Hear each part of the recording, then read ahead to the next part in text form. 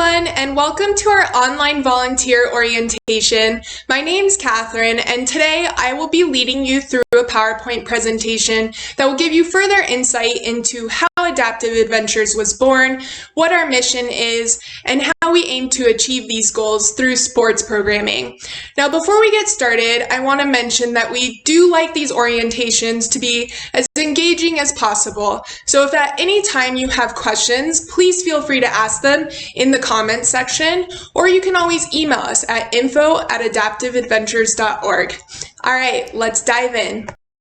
Adaptive Adventures is a 501c3 nonprofit, which means we're primarily funded by grants and individual donors, and all the contributions we do receive go right back into the organization and programming. Our mission is to provide progressive outdoor sports opportunities to improve quality of life for children, adults, and veterans with physical disabilities and their families. We really put a huge emphasis on including participants' families so they can enjoy these experiences together, sometimes for the very first time, and we build that strong sense of community. All right, so looking at some of our core values, we have freedom through mobility, which is kind of our motto. You'll see it on our flyers, our website, social media, and it's really about gaining freedom through movement. Community, as I had mentioned before, building those strong connections, including loved ones, and meeting others that maybe have gone through similar challenges or experiences. Independence is a huge one. We really try to encourage our participants to do as much as possible on their own. We have health, fitness, and wellness. It's kind of self-explanatory, but we're out there being active and promoting well-being. And then affordability, another very important one. As you can imagine, a lot of people in our community have high hospital bills to pay. They're paying for equipment and medications.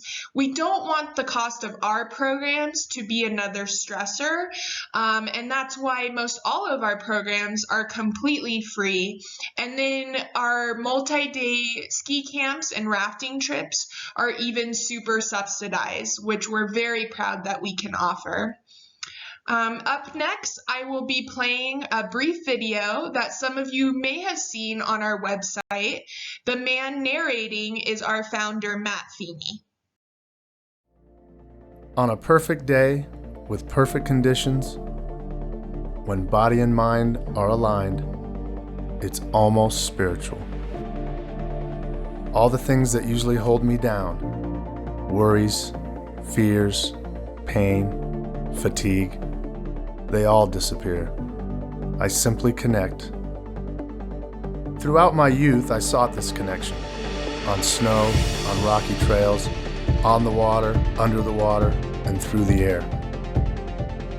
While sports was a big part of my life, there was always something about diving that intrigued me.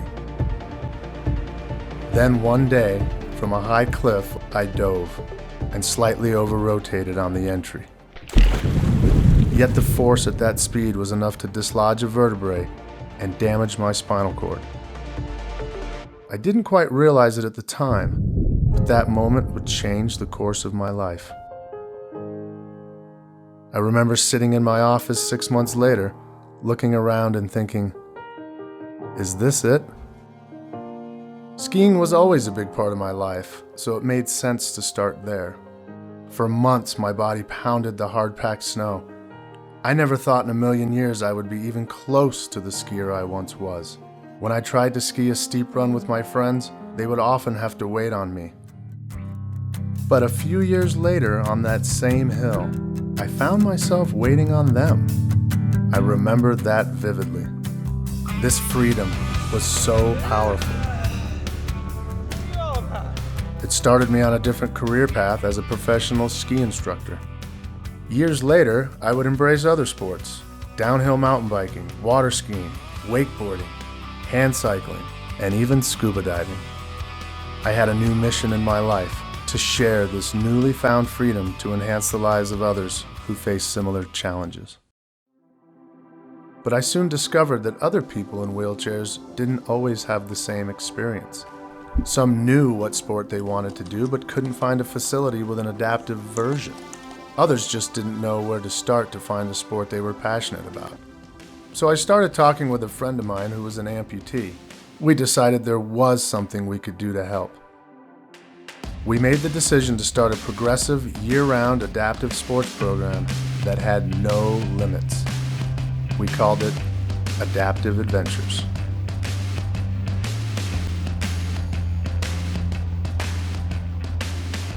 The initial philosophy was to not only provide information about adaptive sports opportunities, but to actually bring people from around the country to different mountain venues to participate in these activities, to create an environment of learning, sharing, and socialization.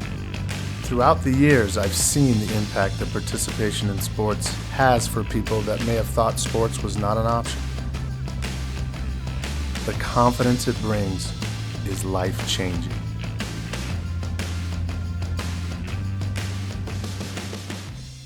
Here's the thing. In my daily life, there are curbs, there are stairs, but when I'm on the slopes or underwater, these physical barriers go away. I always tell people, it's still there. That perfect day, those perfect conditions, you can still find your freedom.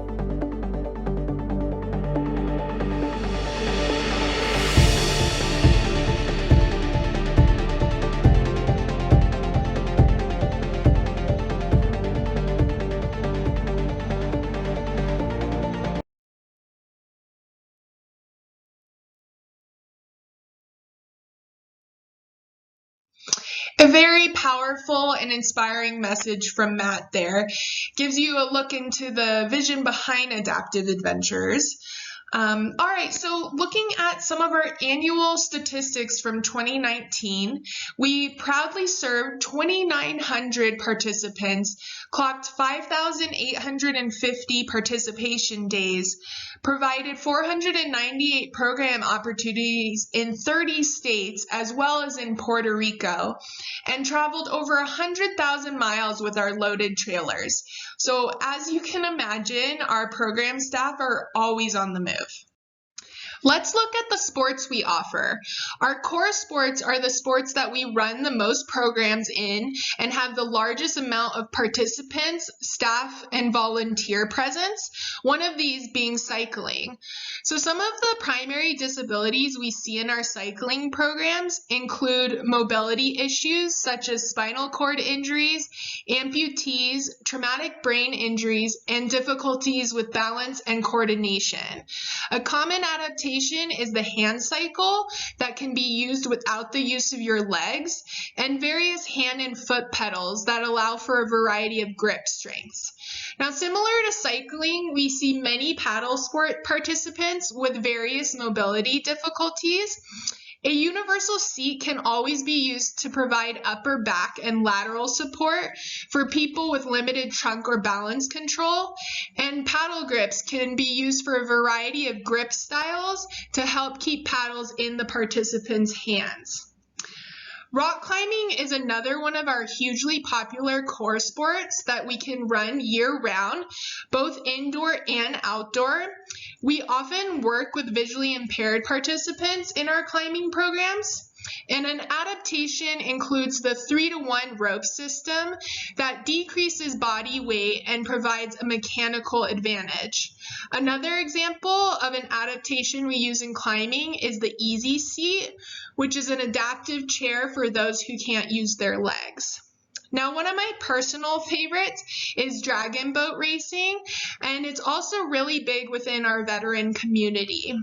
Our Team Blue competes in 2 main festivals in Colorado each year, one at Sloan's Lake and one in Colorado Springs. It's a multi-day event. There's vendors, music, food. It's really high energy, a lot of fun. And then our other Adaptive Adventures competitive teams train and compete nationwide. Some adaptations you'll see in Dragon Boat include a one-arm paddle for arm amputees and support seats that provide back support for people with limited trunk or balance control. Additional sports that we offer include water skiing and whitewater rafting. We do offer 2-week-long rafting trips in the summer. And then last but not least brings us to our skiing and snowboarding programs. In these camps and programs, we see a wide range of disabilities such as PTSD, TBIs, spinal cord injuries, amputees, and balance issues. A sit ski is often used for those that are unable to use their legs for long periods of time or at all, whereas a ski bike can be used for people not able to stand for long periods and have limited balance coordination.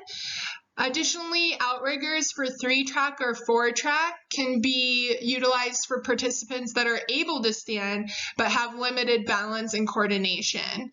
And then we use visual guides for people with visual impairments. So that gives you kind of an overview of all the sports we offer. Now we're going to discuss who we serve in the community. The first group we're going to look at are our youth. The minimum age for most of our programs is 6 years old.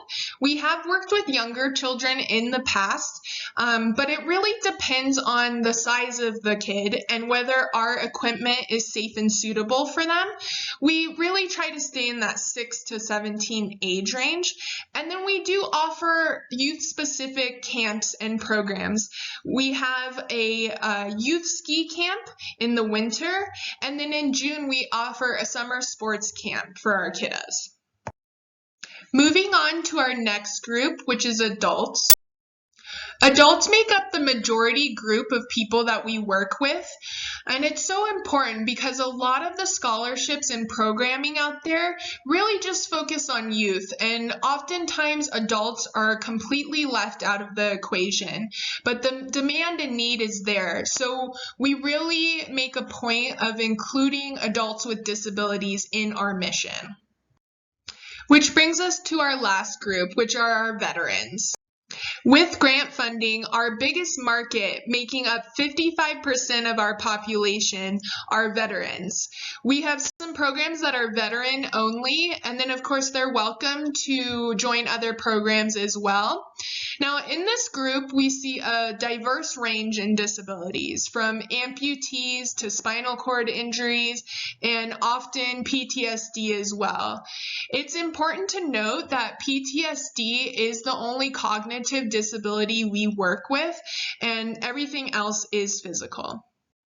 I really love our community multi-sport events. It's a super fun time. We take over a local park and bring out all the kayaks, the paddle boards, cycles, and the climbing wall. And then we host a big barbecue for anyone that wants to join. It's a really great way for newcomers to try out all the different sports and as volunteers explore different areas of interest. Again, it is completely free for participants and volunteers as well. You are needed. As a volunteer, there's multiple roles you can play. So in our programming, you would be on site and working one-on-one with participants, but we also have big fundraising needs. We host a glow-in-the-dark spin fundraiser each year, and in May, we have our big annual benefit where we do live auction, silent auction, we have games and food. This year, we will be going virtual with that event. And then as with any nonprofit, marketing and outreach is hugely important. So if you have experience with that, that would be very helpful. Admin, we have plenty of data entry that never ends. We always have to input participant paperwork into our system, and it's a constant thing. So tech support, also huge for us with all the online programming we're doing right now. And admittedly, no one on our team is super tech savvy, so those skills are always beneficial. Doing a deeper dive into the volunteer roles at programming, we have gear setup. As I mentioned with the multi-sport events, we have to make sure we're getting all the cycles out of the trailer, those harnesses and helmets laid out for climbing, kayaks and paddleboards in the water. It's a lot of work, and more hands the better. Registration at each program, we require a sign-in sheet, intake form, and waiver, and that's for every single participant, family member, and caregiver. So we can always use more people on deck for that. We have ride buddies, paddle buddies, belay partners, tandem climbers, and water spotters. That is where you're doing the activity alongside the participant, and we really want you to be actively participating as well. Group guides, this is something we would never expect of you right away. It really has to do with your comfort level and confidence, as well as our comfort and confidence in your ability. But down the road, if you wanted to, you could lead a group in an activity. For example, you could take a group of cyclists around the trail if you wanted to. Again, food preparation, if you love grilling or cooking, we always could use more help there. It's a big production, cooking for a large group. And then gear takedown, similar to the gear setup. After a long day of being active and having fun in the sun, we're all pretty exhausted. So the more people we have to help pack up, the more efficient and quicker the process goes. So shifting gears here a bit on a more serious note, I like to discuss maintaining healthy boundaries. This is a point we stress to all staff and volunteers. It's not meant to alarm you in any way, but our goal is to protect you and the participants. We of course want you to have fun, socialize, and make friends, but it's important to also remember you are there in a professional capacity first and foremost. So the first one here, understanding potential consequences of giving out your personal phone number. So let's say that you're at an event and you've taken some photos and someone has asked you to send them to them. Maybe opt in emailing them rather than giving your phone number. Another is understanding consequences of providing rides to participants. We discourage setting this precedent, and for our out-of-town events, we'll often coordinate and organize carpooling. Lastly, understanding consequences of giving financial assistance directly to participants. We really don't want the exchange of money directly with anyone, but a lot of our participants do have GoFundMe pages and other donation pages, and if you wish to contribute to those, you're more than welcome to. We want everyone to feel safe, secure, and comfortable. Again, I want to emphasize just how essential you are to our operation. We're only a staff of 12, and to serve those 2,900 people, we really couldn't do it without your help. Plus, we get to have a lot of fun while giving back to others, so it's a win-win.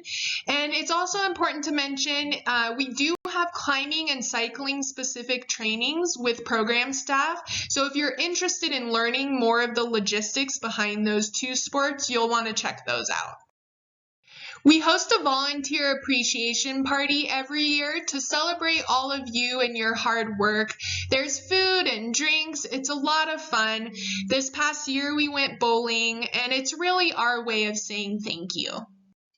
One final note, if you do choose to move forward with us as a volunteer, we require everyone to complete a background check for the safety of our participants. It is a $20 flat fee, and the screening is valid for 2 years. You can find the link to the NCSI platform and registration code on our website, so don't worry about jotting this info down right now. And then once that's completed, you can start registering as a volunteer. So this concludes our PowerPoint presentation. Again, if you have any questions, please email us at info@adaptiveadventures.org, and make sure to tune into our disability etiquette and language guidelines webcasts for additional volunteer training. As always, stay healthy, active, and engaged. Thanks so much for joining us.